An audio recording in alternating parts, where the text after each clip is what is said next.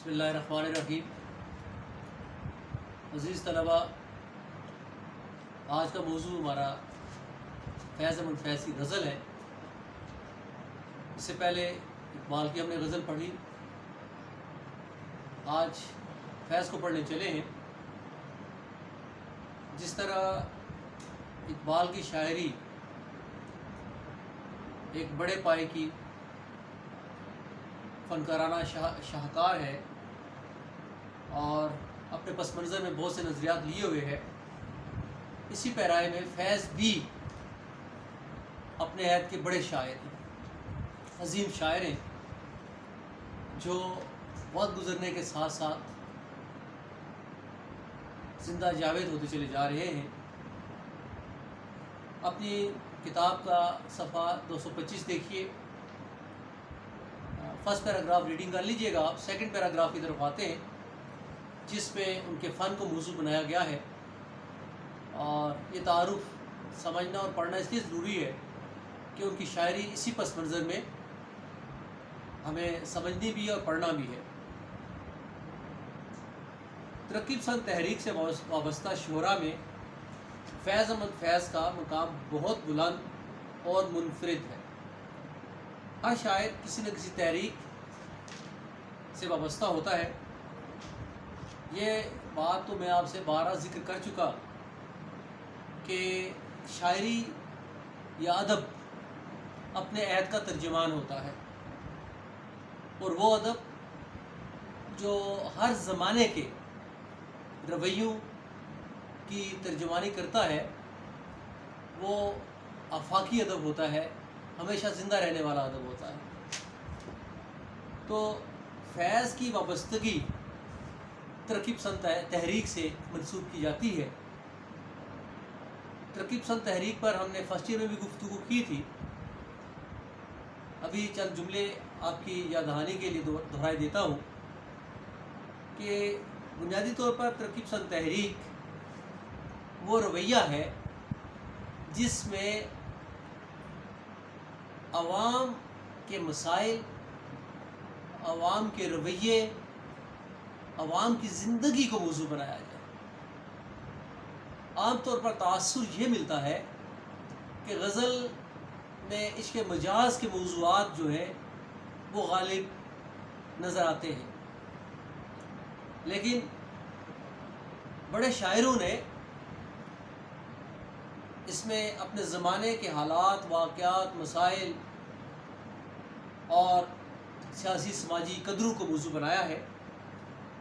تو فیض کے ہاں ایسا نہیں ہے کہ عشق مجاز کے رویے موجود نہیں ہیں یا عشق مجاز کی روایت دکھائی نہیں دیتی، ایسا نہیں ہے، وہ ان کے ہاں اس کی اپنی چاشنی موجود ہے، لیکن جو ایک عام انسان کی زندگی ہے یا ایک عام انسان کو اپنی زندگی میں جن مسائل کا سامنا کرنا پڑتا ہے، اور سب سے بڑھ کر جو معاشرتی ناانصافی، طبقاتی تقسیم، معاشرتی جبر کے جو رویے ہیں، ان کو بالخصوص انہوں نے اپنی شاعری میں موضوع بنایا ہے۔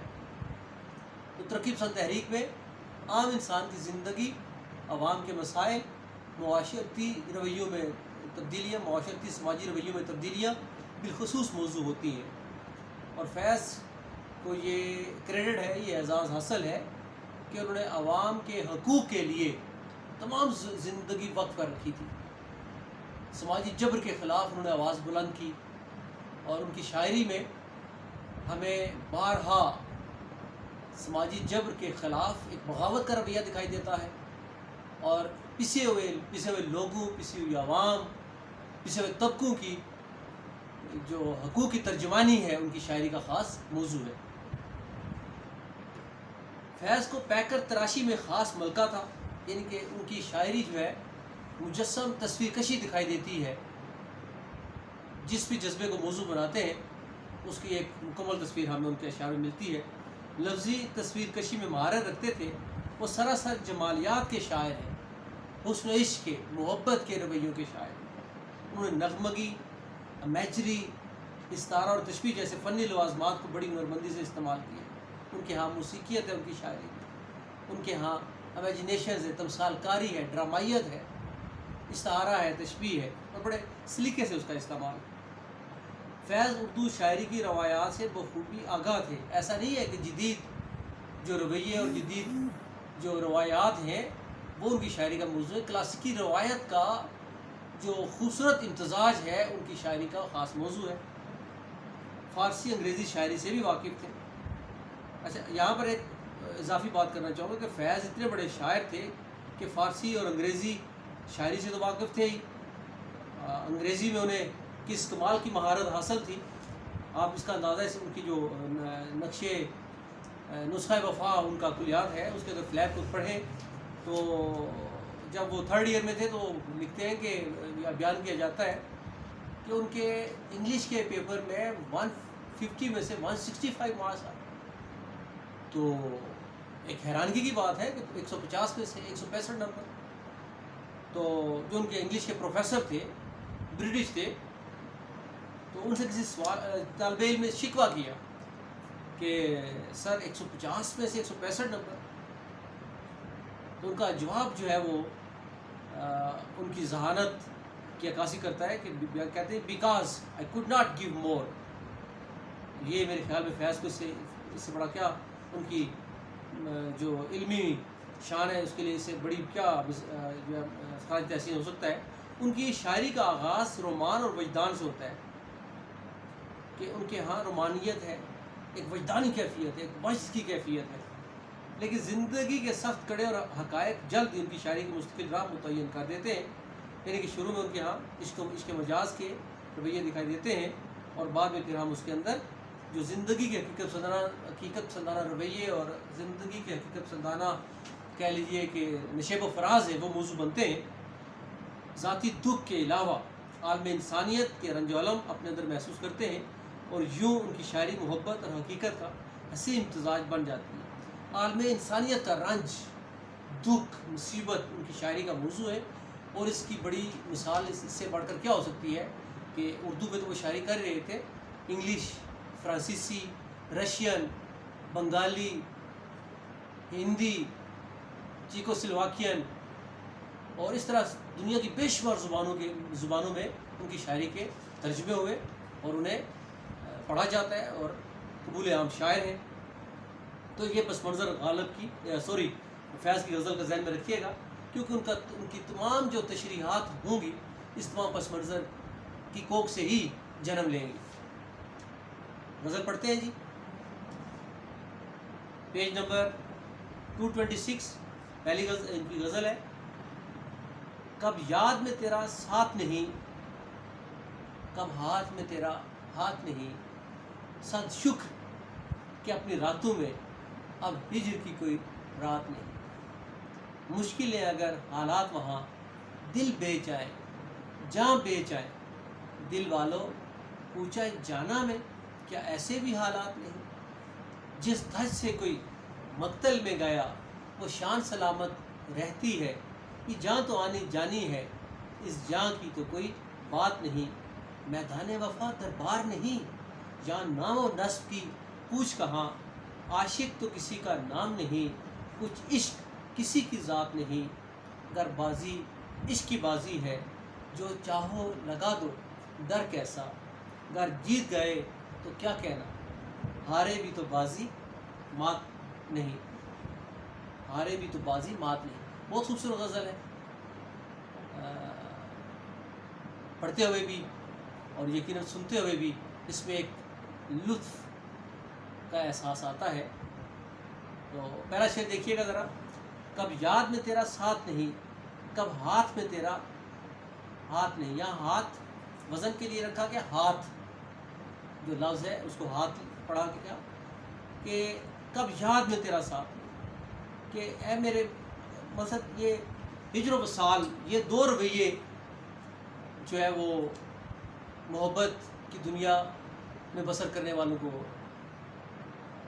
ان کا سامنا کرنا پڑتا ہے کہ یا تو اگر مقدر یاوری کرتا ہے، قسمت مہربان ہوتی ہے تو محبوب کی نظر التفات مل جاتی ہے، اور اگر خدا نخواستہ ہجر مقدر ہوتا ہے تو پھر محبوب کی بے اعتنائی، لا تعلقی، بے التفاتی کا سامنا کرنا پڑتا ہے۔ اس میں دو رویے ہوتے ہیں، ایک تو محبوب کی بے وفائی یا بے اعتنائی، اور دوسرا ہمارے معاشرے میں، ہماری مشرقی روایات میں سماج اور سماجی جبر بھی بعض اوقات محبت کرنے والوں کے آڑے آتے ہیں اور وہ نہیں مل پاتے۔ تو محبت کرنے میں اگر وصل مقدر نہیں ہوتا اور ہجر کا سامنا کرنا پڑتا ہے، جدائی کا، فراق کا سامنا کرنا پڑتا ہے، تو یہ کوئی خدا نخواستہ پچھتاوے کا سبب نہیں ہے۔ وہ لوگ بڑے عظیم ہوتے ہیں جو محبت کے پاکیزہ رشتہ سے وابستہ ہوتے ہیں، محبت کی راہ پر چلتے ہیں۔ محبت، میں نے پہلے بھی آپ سے کہا کہ محبت کا اپنا ایک تقدس ہے، اپنی ایک پاکیزگی ہے، جینے کا سلیقہ محبت کے رویوں سے ملتا ہے۔ تو یہاں پر بھی وہ یاد کے لفظ سے یہ بات طے ہے کہ شاعر کو یہاں ہجر کا، جدائی کا سامنا ہے۔ تو اسی حوالے سے وہ بیان کر رہے ہیں، کب یاد میں تیرا ساتھ نہیں کہ اے میرے محبوب تم میری یادوں میں ہمیشہ موجود رہتے ہو، کب ہاتھ میں تیرا ہاتھ نہیں کہ میں ہر لمحہ تمہارے ہاتھوں میں ہاتھ دیے زندگی کے خوبصورت لمحوں سے گزرتا ہوں۔ عمومی رویہ یہ ہے کہ انسان جب جدائی کی کیفیت سے گزرتا ہے تو اس پر ایک ناگہانی قیامت ٹوٹ پڑتی ہے، زندگی عذاب مسلسل بن جاتی ہے، ایک جاں کنی کسی کیفیت ہوتی ہے، ایک عجب بے قراری ہے، تڑپ ہے، اذیت ہے، لمحہ لمحہ موت مقدر ہوتی ہے، جسم و روح کا تعلق ختم ہوتا دکھائی دیتا ہے، لیکن روح ہے کہ جس میں تعلق نہیں توڑتی، اور ایک عذاب جاں کی کیفیت ہے۔ یہ رویہ ہے، لیکن یہاں پر شاعر اپنے محبوب سے جدا نہیں ہے، الگ نہیں ہے، یعنی کہ وہ جیسے مومن نہیں کہتے کہ تم میرے پاس ہوتے ہو جب کوئی دوسرا نہیں ہوتا، کہ جب کوئی میرے پاس نہیں ہوتا تو میرے محبوب تم میرے پاس ہوتے ہو، یعنی کہ دنیا کی مصروفیات سے الگ جب میں وقت بسر کرتا ہوں تو اس وقت میں اکیلا نہیں ہوتا، تم میرے ساتھ ہوتے ہو، باہم گفتگو کرتے ہیں، ایک دوسرے سے گلے ہوتے ہیں، شکوے ہوتے ہیں، کبھی روٹھتے ہیں، کبھی مناتے ہیں۔ تو یہ رویے محبت کا خوبصورت احساس دیتے ہیں۔ تو یہاں یادوں کے احساس میں محبت کے رویے کی چاشنی ہمیں صاف دکھائی دیتی ہے۔ ساتھ شکر کے اپنی راتوں میں اب ہجر کی کوئی رات نہیں، ہجر جدائی کہتے ہیں کہ انتظار اور ہجر یہ دو ایسی کیفیات ہیں جس پہ زندگی ایک عذاب مسلسل سے گزرتی محسوس ہوتی ہے، ایک بے چینی، اضطراب کی کیفیت ہوتی ہے، کسی پل چین نہیں آتا، شب و روز کا ایک ایک لمحہ عذاب جاں میں بسر ہوتا ہے۔ لیکن یہاں شاعر کے ہاں ہجر کے رویے میں بھی ایک انفرادیت کا پہلو آپ کو صاف نظر آ رہا ہے کہ وہ جدا ہوتے ہوئے بھی جدا نہیں ہے۔ کیوں جدا نہیں ہے؟ وہ کہتے ہیں کہ سب شکر کہ اپنی راتوں میں اب ہجر کی کوئی رات نہیں، کہ میرے محبوب جب یعنی کہ دن کے اوقات میں، دن کے اجالوں میں تو تم میرے ساتھ ہوتے ہی ہو، شب کی جب تاریکیاں پھیلتی ہیں تو انسان کو تنہائی کا احساس شدت سے ہونے لگتا ہے۔ آپ خود سوچئے، اب اپنے گھر میں آپ رہ رہے ہوں، تنہا ہوں، تو آپ کو تنہائی کا احساس دن کے اوقات میں بہت کم ہوتا ہے، لیکن رات یا شب کے اوقات میں وہ اسی گھر میں آپ رہ رہے ہوتے ہیں، لیکن گھر والے گھر میں موجود نہ ہو تو گھر جو ہے وہ ایک خوف کا عالم، ایک خوف کا عالم ہوتا ہے۔ تو یہاں وہ کہہ رہے ہیں کہ ہجر میں کا عالم، ایک جدائی کے اس عالم میں تنہا نہیں ہوتا، میرے محبوب تم میرے ساتھ ہوتے ہو، میری زندگی کا ایک ایک لمحہ جو ہے وہ تیری یادوں سے، تیری باتوں سے، تیری قربت کے احساس سے جو مہک اٹھتا ہے۔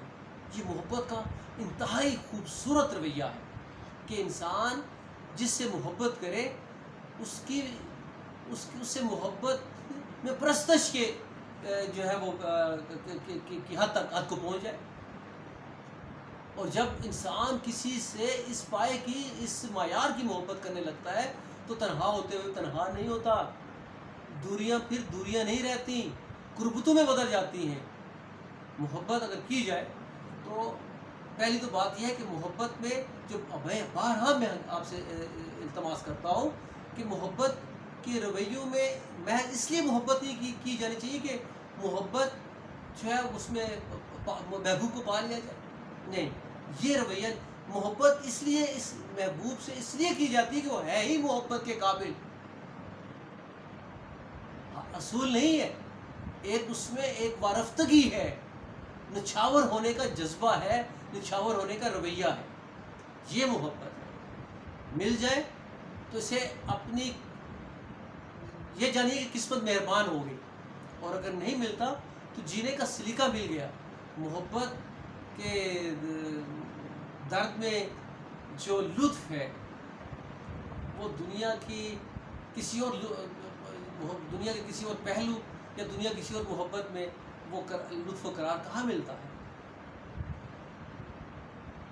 وہ حضرت روحانی کا شعر نہیں ہے جسے ہو غم دنیا سے فراق کی خواہش کم و بیش، معاف کیجیے گا، وہ درد تیری محبت سے ساز باز کرے کہ میرے محبوب جو انسان یہ چاہتا ہے نا کہ وہ دنیا کی مصیبتوں سے پریشانیوں سے نجات پائے، تو اسے چاہیے کہ وہ محبوب کی محبت سے تعلق جوڑ لے. سب پریشانیاں جاتی رہیں گی.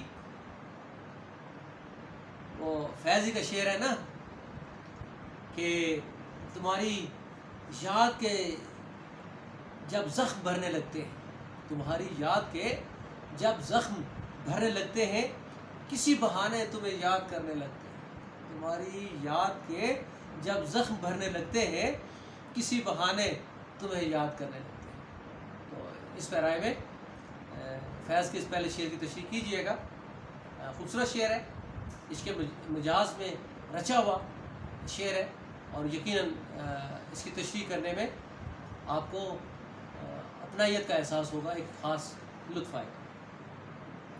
دوسرا شعر دیکھیے جی کہ مشکل ہے اگر حالات وہاں، مشکل ہے اگر حالات وہاں، دل بے جائیں جاں بے جائیں دل والو، اونچا جانا میں کیا ایسے بھی حالات نہیں. اس کے مجاز اور زندگی کے حقیقت پسندانہ رویوں کے حوالے سے ایک خوبصورت امتزاج ہے اس شعر میں.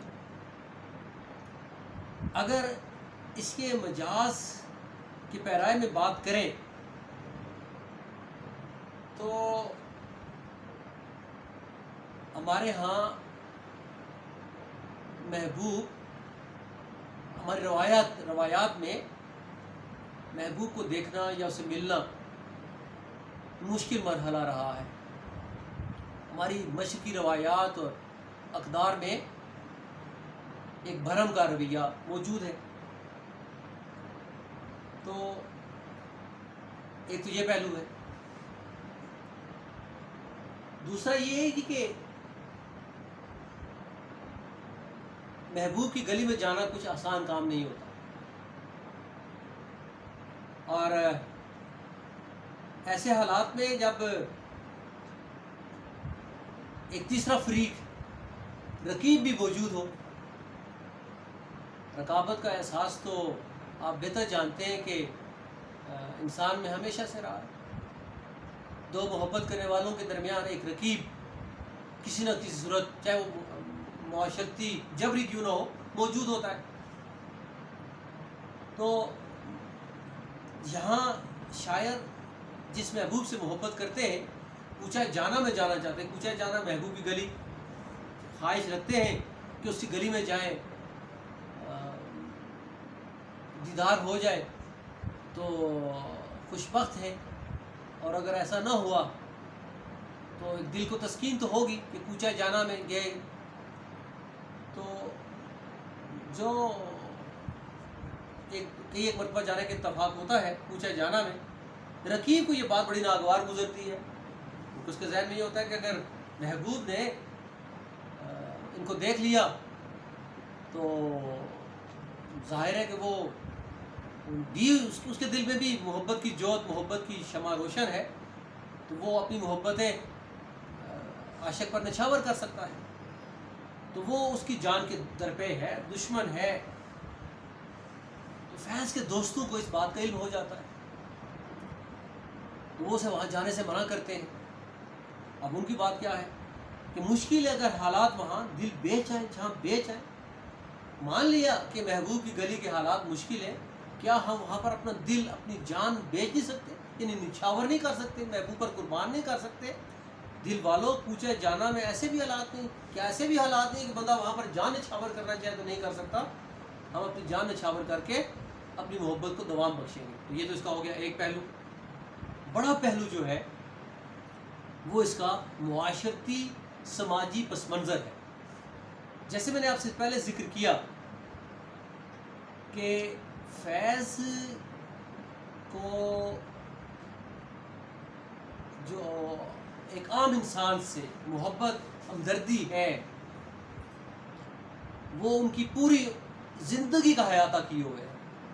یعنی عالمی امن کے تو وہ دائی تھے ہی تھے، لیکن اگر پاکستان کے سماجی پس منظر پر نگاہ دوڑائیں تو یہاں پر غیر جمہوری رویے یا غیر جمہوری رویوں کی جو طوالت ہے وہ کہیں بڑھ کر ہے، اور یہ وہ پہلو ہے جو فیض کو کسی طور چین نہیں لینے دیتا۔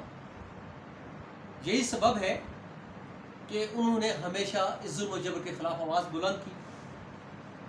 اب اس پاداش میں انہیں اپنے وقت کے ظالم و جابر حکمرانوں نے کبھی تو پابند سلاسل کر دیا، جیل میں ڈال دیا، اور کبھی انہیں جلاوطنی کی زندگی گزارنا پڑی۔ اس کے مجاز میں محبوب سے دوری برداشت نہیں ہوتی، خواہش ہوتی ہے کہ محبوب روبرو ہو اور ہم اس کے پاس رہیں، وہاں گفتگو چلتی رہے، اور اگر گفتگو نہیں بھی چلتی تو ایک دوسرے کو دیکھتے رہے۔ یہ بھی ایک محبت کا خوبصورت رویہ ہے۔ تو یہاں پر اب وہ جلاوطنی کی زندگی بسر کر رہے ہیں، اور اس جلاوطنی کی زندگی میں وطن ان کے ہاں محبوب کے استعارے کے طور پر سامنے آتا ہے۔ تو اب وطن کے اندر استحصالی رویے ہیں، معاشرتی جبر ہے، ظلم ہے، آمریت ہے، سرمایہ داران نظام ہے کہ اور سب سے بڑھ کر طبقاتی تقسیم ہے، امیر امیر تر ہوتے جا رہے ہیں، غریب غریب تر ہوتے جا رہے ہیں، غریب کے منہ سے نوالا چھین کر رہ گیا ہے، سچ بات کہنا، سچ بات لکھنا جرم ہو گیا ہے۔ اب جو سرمایہ دار ہوتا ہے وہ اپنے سرمایہ کو بڑھانے کے لیے ظلم کی اہلیت تک چلا جاتا ہے۔ حکمران اپنے ناجائز اقتدار کو طوالت دینے کے لیے ظلم و جبر کی انتہا کر دیتے ہیں۔ تو اب وہ جب یہ معاشرتی ناانصافی دیکھتے ہیں تو ان کا دل مچلتا ہے کہ وہ وطن میں پہنچے، وطن کے لوگوں کے لیے جدوجہد کریں۔ تو ان سے جو محبت کرنے والے ان کے دوست ہیں وہ ان سے یہ کہتے ہیں کہ وطن کے حالات، ملک کے حالات ایسے نہیں ہیں کہ آپ وہاں تشریف لائیں، ابھی حالات کا وقت کی مصلحت یہی ہے کہ آپ وطن سے دور رہیں تاکہ آپ ظلم کی چکی میں نہ پسیں یا ظلم و تشدد کا آپ کو سامنا نہ کرنا پڑے۔ بے خودی و بے اختیاری میں یوں مخاطب ہیں کہ مشکل ہے اگر حالات وہاں دل بیچ آئیں، جان بیچ آئیں، کہ اگر میرے ملک کے حالات، میرے وطن کے حالات مشکل تر ہیں تو ہوتے رہیں۔ اے دل والوں، کیا ایسی صورتحال نہیں ہے کہ میں اپنے وطن میں جاؤں، اپنے وطن کے لوگوں کے حقوق کے حصول کے لیے آواز بلند کروں؟ اگر مجھے اپنی جان دینی پڑ جاتی ہے، اپنا دل نچھاور کرنا پڑ جاتا ہے، تو یہ کوئی خسارے کا سودا نہیں ہے، اس میں کوئی نقصان نہیں ہے۔ کیوں کہ محبت میں محبوب کی محبت کے حصول کے لیے جان نچھاور کرنا یہ محبت کی شان ہے۔ وہ لوگ یقیناً بڑے لوگ ہیں جو بڑے مقاصد کے لیے اپنی جان اور سب سے بڑھ کر وطن سے محبت کے لیے اپنی جان نچھاور کر دیتے ہیں. میرے خیال میں اس سے بڑی سعادت کیا ہو سکتی ہے.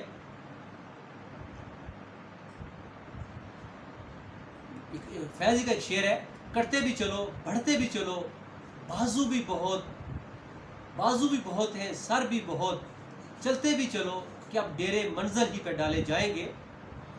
پھر دہرا دیتا ہوں، کٹتے بھی چلو بڑھتے بھی چلو، بازو بھی بہت ہیں، سر بھی بہت، چلتے بھی چلو کہ اب ڈیرے منزل ہی پہ ڈالے جائیں گے.